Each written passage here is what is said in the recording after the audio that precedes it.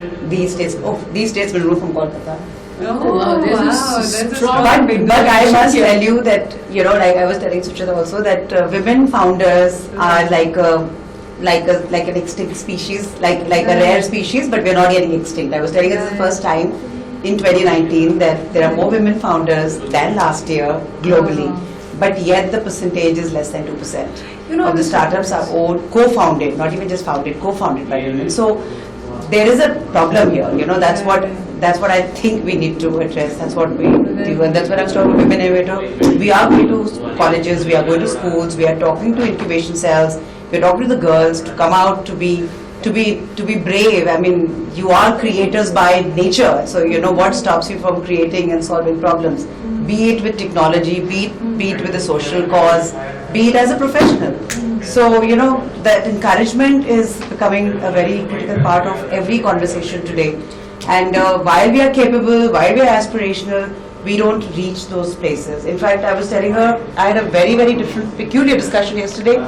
Smriti Irani, the Honorable Minister for Child and Healthcare, Child and Women Care, she said that discussions around menopause in the workplace are becoming so important. You are peaking in your career, and then you're hit by a menopause, and you are like confused in life as to what to do. Is there any counseling available in corporates at that time? The stress level is the highest. You're susceptible to heart attacks. I mean, everybody's talking about 26 weeks of pregnancy, childcare. So it's not just startup. Women need a hand-holding all the way up to the leadership ladder. So actually, that is so true. At every stage in their life, starting with when they are children, being brainwashed that this is your role in life, that kind of a thing, to once they graduate, being told now it's time for you to get married off. Then your role is as a mother. Then menopause is one, and increasingly elder care. That when I went to speak with the women in IBM some years ago, I remember there was one woman, an employee there, who spoke about her career aspirations and how does she balance it with 4 elders that she is looking after. I mean, she's married, she has a husband also, but it's her primary responsibility to look after his parents and her parents. And what you rightly say, this is a unique thing that women go through, many of them. So at every stage in their life, there are challenges which are unrecognized and not talked about. Like the menopause thing is not something which is talked about. Yeah, those conversations have never happened, but it's so important.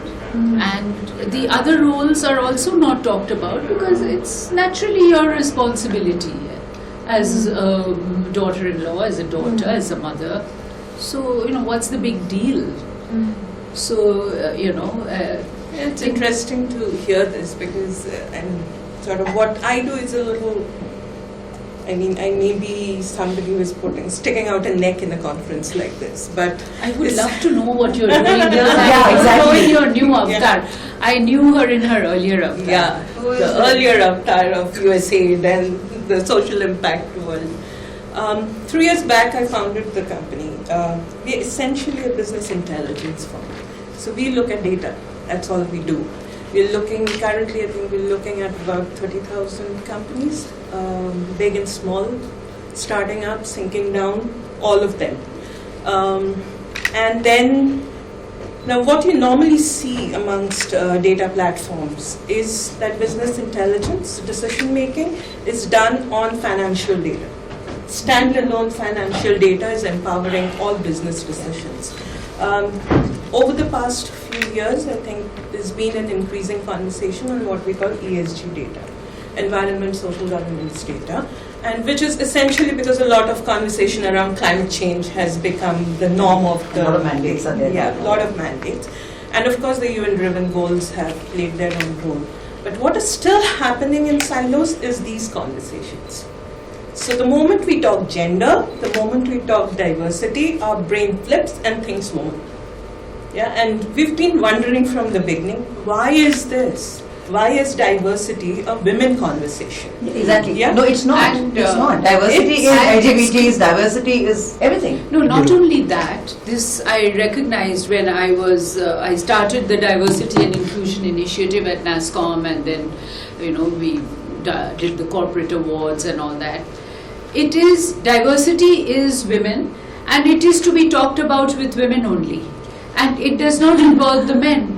So they are like, okay, what is going on here? Some secret conversations we are happening, and also when women are being promoted to leadership positions, the story goes around, because she's a woman, they have a target they have to accomplish, and that is why she has got this position. And we call that So the one these- woman in the shortlist syndrome. And it's, when you start looking at data, you really realize. Like to know the that- data points now. Yeah, almost 90 to 95% for them, what does diversity means? It means one woman in the shortlist. That's what it is, right? And all of us have heard about sticky floors, glass ceilings, and we're all aiming to And we're trying to smash it throughout. Yeah, smash the ceilings. But what the data is saying is that it's a waterfall. Yeah, so everyone comes together, and you're giving a diversity dimension to a majority population. We are making 80% of buying decisions. Yes, of Yeah. 85. We are 80, 85, depending on the context, but 80 plus Yeah. percentage of us consumer buying decisions. So any company, wherever you're operating, your market is us in majority, right? We're talking of a 60% plus talent pool, almost 70% odd higher education talent pool, your PG and all. And then you're giving us a diversity dimension. To the extent that today, I am part of these, what you call WhatsApp groups, Right. women in leadership and all of that. And we now have a point where you have HR heads of companies actually posting and saying, I had one recently coming up in one of the WhatsApp groups saying, I'm looking for a gender profile. And I said, what is this? No profile. And this is the I HR can't believe head of one of the top 10 manufacturing companies in this country. That's so sad. Yeah, and the same line is stored by the recruiters, right? So finally, and we've looked at multiple of these conversations, and we're seeing the moment they're talking of gender, the rooms look exactly opposite of what it looks here. Of course. There is no woman. I mean, when they're talking of gender, the room actually reflects this because they're all women. Yeah, Because they are the only ones who are talking about it. yeah. And we sort of coined the term, and we said there's a waterfall happening. We are all going. We are all entering the workforce, and the moment the first promotion hits, you're actually falling off the cliff. You're starting to fall off right there. Yes, It's right. only a little bit of the stray drops when the waterfall is going down. You have some stray drops vaporizing in the atmosphere, and that's your leadership. That's where the women leaders are. They're like these tiny droplets that are evaporating from the waterfall. And when you look at it, and what we increasingly call the outsider phenomenon, and data is sort of telling us it's an outsider phenomenon. All of these, whether you talk about women's networks, whether you talk of the diversity and inclusion training, which is a big thing these days, every website, every CEO, every corporate hunter is talking of D&I, right? But essentially, when you look at it, it's all about fix the woman issue. Yeah, but it's been on for years and years, and nothing has happened. But Exactly so the what is point. Because whatever the we do, at least we are reframing- doing some bit.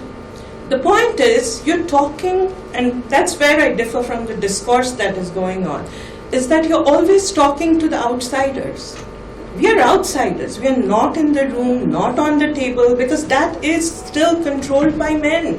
They are in the room. They are on the table. I agree with you that what I said earlier, that all the work which the corporates are doing is to build leadership skills in women, etc.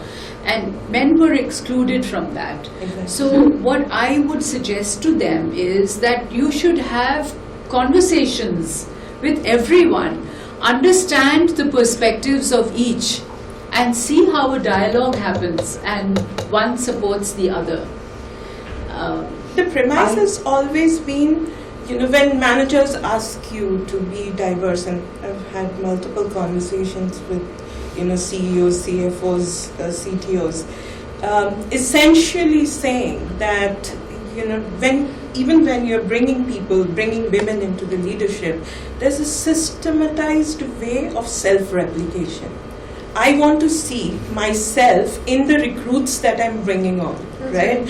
So if you dress like me and you sound almost like a man, you are on my team. Yeah, and that's how, if you sort of start those looking are at unconscious biases. I don't think they are conscious biases. Those are unconscious biases, which is the human decision, which unfortunately will always play because the last hiring decision is done by human. Unless, whichever gender. Unless, and that is where we're trying to reframe the conversation, and we're saying any decision maker without data is just another person with an opinion. So let me tell you a story about data in HR. Data is being used to leverage technologies, application tracking systems. Data is historical. It is embedded with biases. So when you throw a thing like a software programmer, you will get a male CV. You don't get female CVs. You throw a query on nurses, you will get females. So when your data, whichever data you're looking at, if you don't clean it, it doesn't help me. On the contrary, it is magnifying the biases which history is carrying. So we are worsening the situation. Exactly the point. So we are going on perpetuating, and the discourse around gender, discourse around diversity has done nothing to rephrase that conversation or change it, right? I mean, it's sort of coincidental. I'm sitting here. 6 days back, we released what is called the scorecard, the gender balance scorecard for Nifty 50 companies. We said, let's hit it there first. We know what's happening in 30,000 that are below them, but let's look at the 50 top ones, and almost 25% of those 50 are actually $100 billion plus in terms of market cap, each of them, right? So they're big ones, and they're looking at almost 150,000 plus in terms of workforce. So you're talking of the biggest ones, right? And these are companies, if you look at the regulatory filings, they're saying, oh, last year we were 35.5% women. Yes. This time we're 37.5%. Where are those women? Yeah. Okay, and now we wanted to know why is some of these companies, and I won't name them here, but there are two of those companies that said, and which triggered our scorecard, right? The companies sort of in their regulatory filings said, we have had 0 sexual harassment complaints made. Yeah, I can totally. And we said, why is it? Is it the culture that is sort of preventing? Because there was a lot of praise going on in the media that, this is like really culturally forward. There's, all men are so wonderful that there's no sexual harassment complaint coming. And we said, here we have a Wipro which is saying, I got 145 complaints. And here is another company that is saying, I have 0 complaints. So actually they put lots of pressure on the person or the lady. Yeah, I mean, your growth curve gets affected if you say something against a reporting manager. Yeah, and multiple indirect happening. pressure and multiple indirect counseling happening there to take back the case.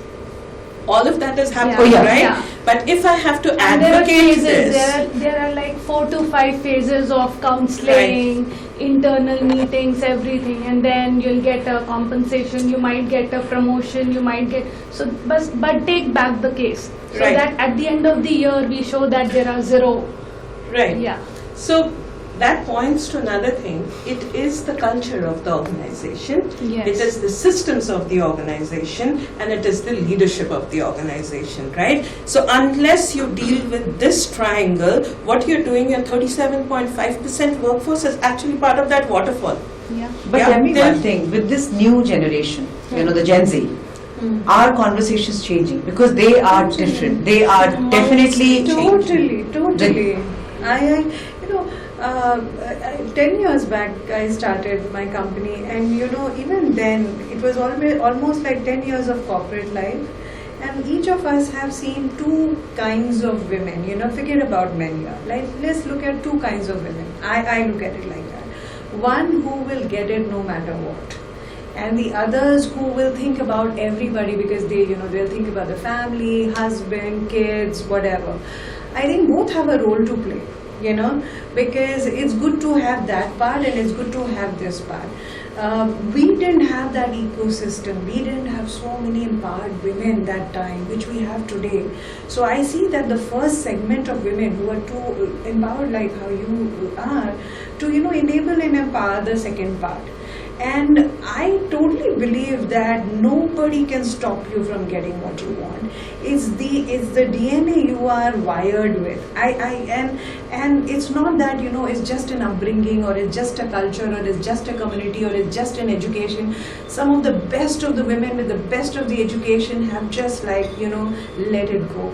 I don't know, for whatever reason, because we all go through those phases where we can be strong, or we can just let it pass. So also, the whole culture is such. I'll give a live example. My daughter was working in a digital media and strategy company, and then they got acquired, etc., and she left. And then when this Me Too movement started, one of the women employees came out and she said one of the co-founders had hit upon her. And then there were several others who came out. And then she, of course, never had talked to me about all this. I saw her application. She's now applying for her MBA and etc. to Cornell, etc. I saw in her application she's written that I did not speak up, and I recognize that now. It did not occur to me that this is something I should have taken up and spoken about. Just because I did not suffer it, I did not look to see what was happening around me. So, this is an environment which exists. Totally. We have a digital media company. Media Moments is a digital media company. We are all about media, and going at 7 o'clock is not a possibility, or 9 o'clock. But we have made it very simple. If you can work at 9, you can work at next morning at 7 also. Nothing is going to change. Nothing will shatter. And with that, when you said, I went home when the entire thing happened, and I told my 12-year-old that don't speak up for yourself, speak up for others. Because if one woman would have taken that courage, or would have said something, we would have, saved, I don't know how many, 500, 600 women in that community, totally. So I think, yes, it's so unfortunate that, it happened with so many girls and there were very few firms we know where it happened. Not that we were not aware, not that these women didn't come and speak to us. Just because casting couch didn't happen to you, that doesn't mean it doesn't exist. And unfortunately, that was an eye-opener for me that, no matter what, anywhere I get to see it, I am going to raise a voice. I think that's all, wherever we get an opportunity. Yeah. So true. So tell us a Bangladesh perspective on this. Why don't you come up? Why don't you come up? Join because us. it's such a small group. And maybe you should start with an introduction because the others have not met you. Okay, so I'm Maishal Baba from Bangladesh. I'm working to provide crafting training to the women so that they can earn from home and their kids can get back to school instead of work for some extra earning. And also apart from that, we're working with the dying arts, like how to sustain the dying arts with the modern trend and sustain the artisans. So that's my project in a nutshell. So apart from that, the perspective is quite similar in Bangladesh as well. Since we are in the same subcontinent, so it's kind of similar. Nothing like women are, all the lifestyle of women are similar in every part of the world. So, And are they also voicing things like we are? Are they having those? It's quite coming up front nowadays, the concern, the awareness. So what encouraged you to work in the social sector? My encouragement, When she spoke, she shared about it. Okay. Basically, I was a student of computer science and physics, but when I chose computer science as a subject, I had zero knowledge of about computer. It's like my parents were more concerned like it would hamper my studies, and so they didn't allow me to use computer. So then they asked me what you want to study. Then I thought like since I don't know anything about computers, so why don't I study this? So that time when I chose subject, So did your parents welcome it? yeah. Since it's engineering, they are happy with it. Yeah, okay. It's relevant That's what everywhere. I was telling. I It's an had to choose aspiration for something women, between yeah. medical or engineering, so they were quite happy with it. But that time, like I just followed my friend and how to open a folder, and with that limited knowledge, I came up in the university. But I faced many challenges. Like when I entered university, I already found there are many students who already know what is computer about, coding and everything. And that time I just got to know how to open an email account.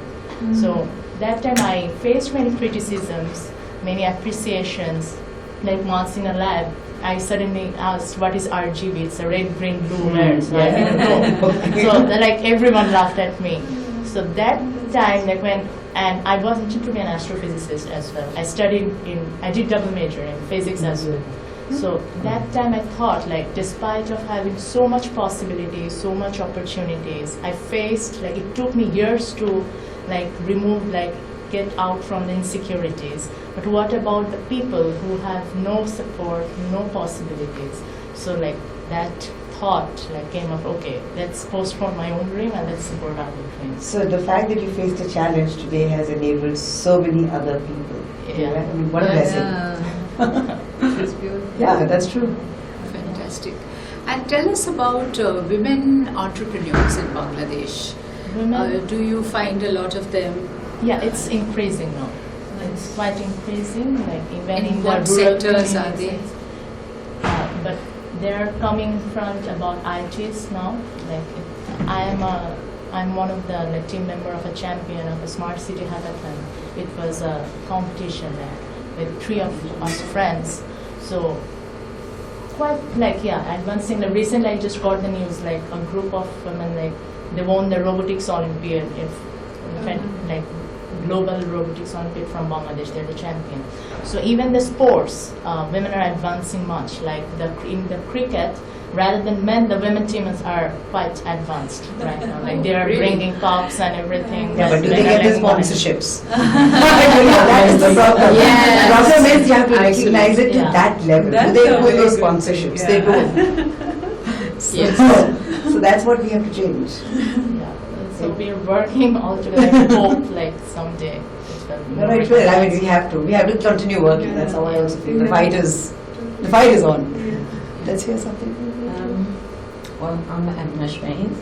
I think I'm the next speaker in the next sessions here. Okay. And, But please tell us about okay. what you do. I have 3 companies back home in the United Kingdom, and I'm an ex-civil servant as well. And I was there for 20 years, and I worked in the private sector. Started with in accountancy companies, where half the time I was the old round face, and especially as you became, I suppose, their boss, sometimes, there wasn't that many Asians when we were there, and we had the influx of Asians coming in after, as you all heard, the history of Uganda, when Idi Amin kicked every Asian out, and so we had, they were being flown in by the Royal Air Force, and in the beginning, before we could give them homes, they were staying kind of aeroplane hangars. My own sister-in-law, my cousin's sister-in-law, she tells us histories of that. So, I mean, going back to my life, I mean, like most of the wonderful women who have spoken, including yourself, and we all have reached where we are because of the struggles we face, and that's what made us what we are. I'm no different to you. I think all the women, whether you're in the UK, whether you're in Ireland, whether you're wherever, we have similar history. And I was in the same boat. I left school at 16 in those days because every Asian family knew everybody. Every Asian family was like you were kept in control. And And my father was a headmaster in India when he immigrated there, so most of the people there were uneducated. So they used to come, our house was open house. Anybody landed at the airport goes to Masterji's house and he will fill the forms in for jobs. So at the age of 7, 8, if dad was at work, my father worked nearly 21-hour shift to get, it's not easy to travel to India as it is now. And money wasn't that high. So, you'll be filling. So you learn charity begins at home. So you help people. And you don't think, all right, that, they're not our family, because they were our family, regardless. And there was no religion mentioned, nothing. And they met 16. Both grandmothers, one died when I was around 14, one died when I was around 16. And they were important to me, all right, because my father had left India when I was 3. So I became took care of my little brother, and mom was busy helping her parents who had big farm, who were very rich. But my father's family was poor, although royal blood, but poor. So we kind of, I left at school at 16 when it was like, oh, she left school at 16. So a girl left school at 16 only for 2 reasons. Well, only one reason really. Either you left school to go to university, or you got married. Well, my father didn't believe in early marriages, so I left school without telling them. When I got a job, because I thought I can't study anymore, my dad's dream was one child. There's just 2 siblings, my brother and me. One child would become a doctor, one would become a teacher. So I thought, no way. And I went to work. Touch wood, like they say in England, I was lucky. I'm a hard worker, which I think is ingrained in us. And at the age of 19, I was running in charge of 40, I can tell you, salesmen. And in England, if you work with salesmen, nobody likes them. And I'll tell you something, the sales manager didn't like me being his boss and working out his commission. So from there it goes, and I went into the civil service. Then my marriage was arranged. My husband came from Punjab, but he had kind of fell in love with the image of the girl, because our village was about half an hour in the car, and we were like a small village, smaller than his, but we had the importance. And I think for him it was like he fell in. To this day I think he was confused me with my older sister who had passed away, because she was beautiful, she was simple, she was a lovely, gentle person. Whereas I always been a kind of a tomboy. Anything people say you can't do, I have to prove I can do it. And I think that's my father's input to me. And my mother was totally uneducated, like those generation in that, in the small villages were. But she was a fighter, and she would never hear us say no. And she was not a perfectionist, but she would, if her neighbor needed a sweater, she would say, show me how you did it, and she would make it. And so it's that kind of thing I think I've transferred into my corporate businesses and into the civil service. So it didn't take me long to reach whatever profession I went.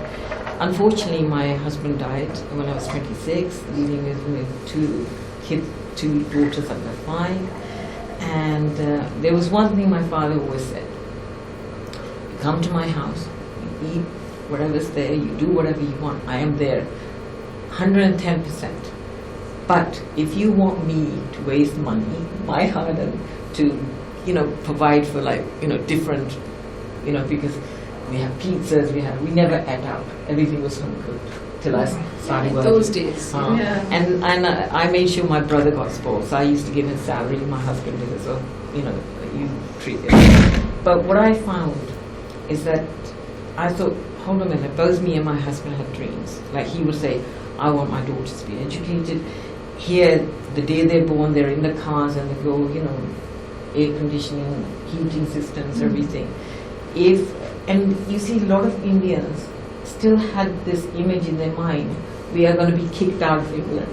for some reason, because they thought Rightly, they might be Uh-huh. still. So let's not debate on that. And- But having heard your story with all these challenges, what do you see the scenarios today? Are girls far more ambitious? Like you've done are people trying to do that kind of their hard journey, and do you see a change? Is the system far more supportive? I mean, No, the system is very supportive. In the UK, we encourage, in the Asian families, we always encouraged. I have Muslim friends, I have Gujarati friends, Bengali friends, and our families, our Asian families, we encourage our boys and girls. It's not just the boys get educated, it's the girls. Because we are taught to break into the system, you need to be better than them. And unfortunately, why is my question? I'll just stop you here. Why are we expected to be better than the boy to be where he is Let her today? explain. Yeah. The reason for that is because we are expected to be better, but we are also so told at the same time, all right, you have to be better for yourself, not for anybody else, because you have to have whatever you feel. I have a brother, he's a multi-millionaire, he's a doctor, his wife's a doctor, but it has to be the confidence and the well-being within yourself. So you have to be happy. You're not doing it for someone else. You're doing it for yourself. But don't let any chances let you go by. Because if you don't grab those chances, Those opportunities. yes, you yourself will regret them. If we look at society, I'm a psychologist, counselor. I look at society, and I even see with my own brother now, that you give up those opportunities, you don't give something. If you give something to someone, you feel better. And then I develop a lot of women. I have women that come from abroad. I was on the refugee board, all these. If you develop somebody else, the pleasure you get when they start their business. I have girls who worked for me and they're doing 10 times better than I am. And they come back to me and say, Didi, Abby, Avinash, they never call my full name, but, and they say, why are you doing this?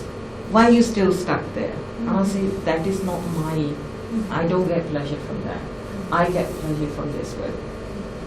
And I am here when Arvind asked me, made me a life member. It was through another organization I work with, which is called Lions Clubs. We are an international organization, as you know, 200 million work. I came from Chennai straight here. And so it's like, but when you see, that's where we give money to, we do eye camps in India, we have hospitals that we have opened up in Gujarat and Punjab and so on.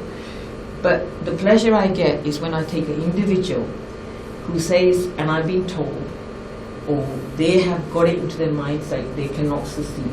I have one girl, her Mamiji recommended her because I have a concession with a big international retailer, which is a love, affectionately I open up to give women a sense of well-being. And to make the best of their ability, because there are women that cannot afford manicures, pedicures. I see wonderful women with wonderful clothes. I get told by my clients who come back to settle back in India, saying, "Oh, we like India because we can get maids, we can get chauffeurs, we can get this, and it's cheaper to get. In England, it's expensive. So when you're working, you don't have time to treat yourself, right? So I started this. It was mainly for the refugee women. For my mom, really. I started this beauty parlor. Everybody that came had the treatments done free.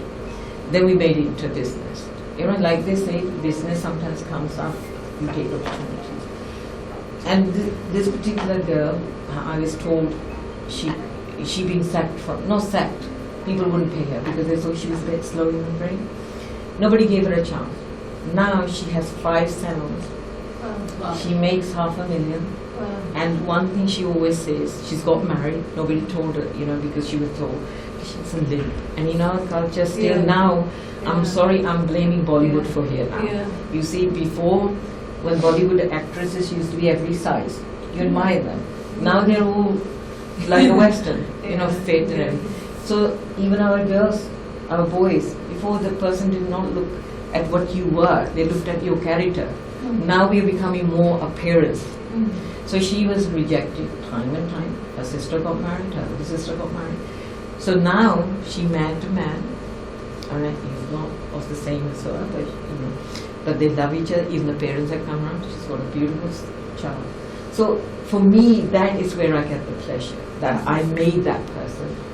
And I know every time she goes to sleep, she probably sends a prayer for me and my family. That is worth billions. So she could rise to that level. Yes. And With the right I encouragement. rightly say the support that Yes. was required at the right time, you were there for her. When you look at Britain, what do you see in terms of the position of women? And not just Asians, but just look at all communities. What do you see happening there? What I find within the UK, we do give everybody the same chance. But unfortunately, I myself personally have found, I was brought up with a generation, they go up, especially with Asian people, you go up and you bring others up. Yeah? That was the way our That is community- our traditional culture. But unfortunately, I don't know if anybody will admit it openly, but I've been talking to women here as well, making friends and looking. But one thing that they don't openly say when they're on a panel, but what comes across sometimes is another woman that will hold them back. All right. And they say because another woman will feel threatened by the vision. That is the same, I feel, from England as well, sometimes. And I remember when I was in the civil service, it was a woman who was our senior man. But the problem lays within ourselves as well. I'll give you an example. In England, we don't exchange gifts. We do for Christmas, birthdays, or whatever.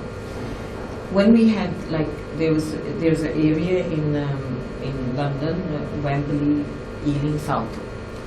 When I changed over, where I was mostly in a western area, where I managed black people to Asian, and majority white. And then I shifted because of my personal, because I wanted to go to be near my daughter's school. I went to where Asian was, I could say 98% Asian. All right, and it was a culture shock. Yet I lived in London all my thing. The first thing, it was like, I was an Asian, I managed every time. Because I was an Asian manager, for the Asian man didn't mind, but the Asian women was like, and they she's too Western. So I strongly believe if there are people of different cultures, different religions, different languages, you speak in the common language. I say that to my staff as well. No Punjabi, no Hindi, no Urdu, no, whatever Gujarati. You speak English because the client will feel that you're talking about them as well, especially if it's a white client. Whenever they're like, and you walk in and I was like, hold on a minute, we are one. Because united we fall, united we stand, divided we fall. You have to be united because if you are, which is what we did because I was one of the executives, because in the beginning we were at Fosia, we elected first because we as a group of Asians together, okay, who wants to go further? And Fosia was the only one that had the time. I had 2 young children, I just lost my husband. I didn't get, so we kind of backed her, became her shield, that if she could do something, we would do it, even if it was our job.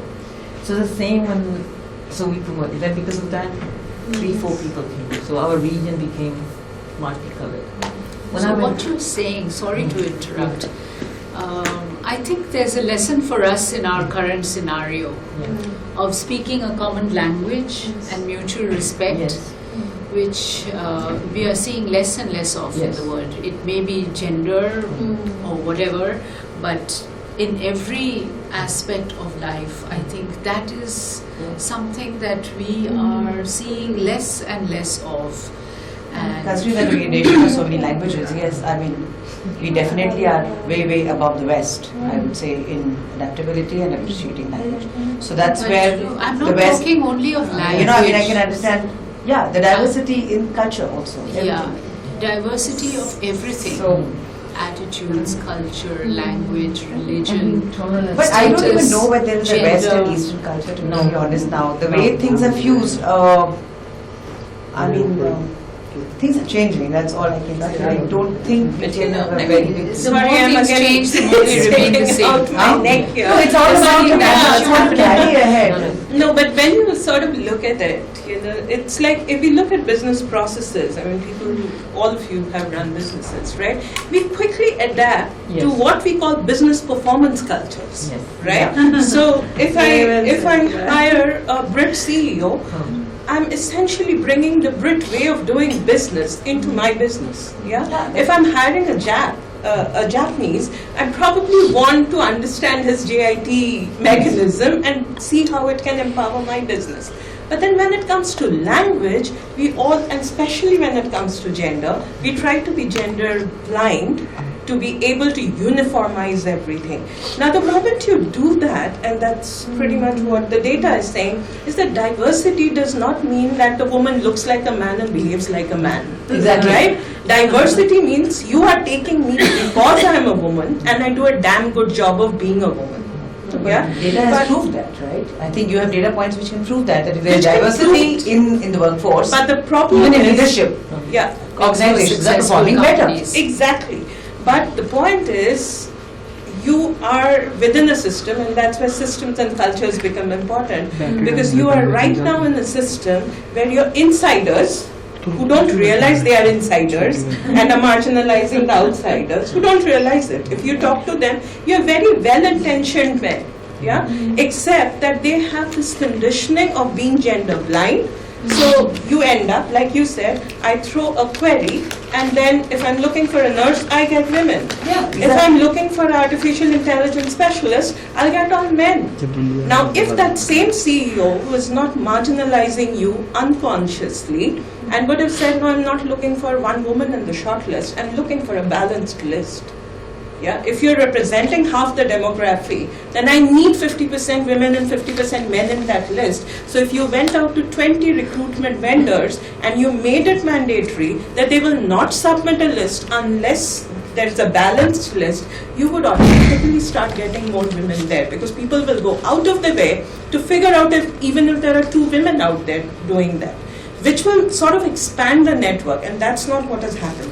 Today what happens, the CEO will go, oh, there aren't enough women, because what did they do?